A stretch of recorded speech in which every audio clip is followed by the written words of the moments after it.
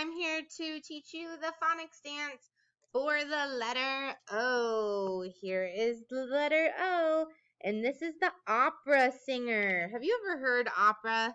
Some people really like it. Some people think it sounds a little silly, but the singers that are opera singers sing really beautifully. So when we do O for opera, whoop, there we are. O for opera, we're going to go like this. This is the sound that O makes. We're going to make a O with our hand, and we're going to go, ah, ah, ah, like we're opera singers. Mrs. Curry is not an opera singer, so sorry that you have to listen to that, but this is what it's going to be like.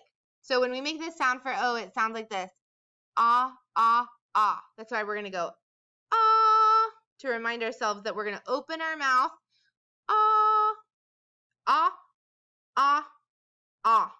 Ready? So here's the chant for O. Ah, ah, ah.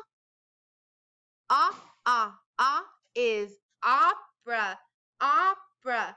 Ah, ah, ah is O. Let's do it one more time. Ready?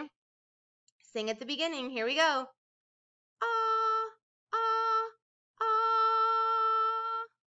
Ah, ah, ah is opera. Opera. Ah, ah, ah is O. And then we're all going to go, opera. Okay? So that's how we end our phonics dance chant.